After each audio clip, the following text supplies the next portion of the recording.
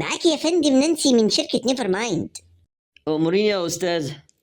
معانا عرض تحفة متفصل على حضرتك. عملتوها ازاي دي؟ يعني ده انا لغايه دلوقتي مش عارف مقاس البوكسر بتاعي. احنا بنهتم بالعملاء المميزين اللي زي حضرتك. الله يكبر بخاطرك والله. يعني هتعرفوا ترجعوا لي سونيا؟ لا يا فندم، احنا هنا بنهتم بالعقارات، العمارات، الشقق.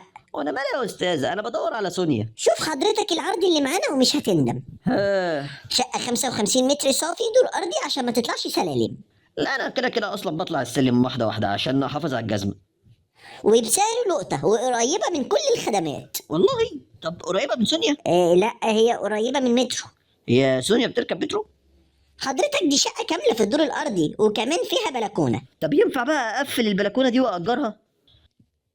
وحضرتك بتسأل الأسئلة دي كلها ليه؟ عشان سونيا كانت بتحب البلكونات.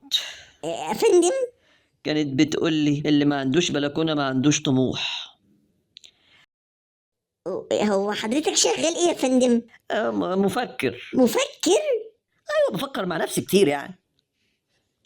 يعني حضرتك عايز إيه بالظبط؟ انا عايز سونيا ترجع.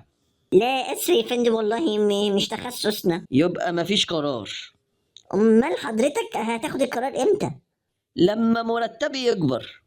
وإمتى المرتب بيكبر؟ لما سونيا ترجع.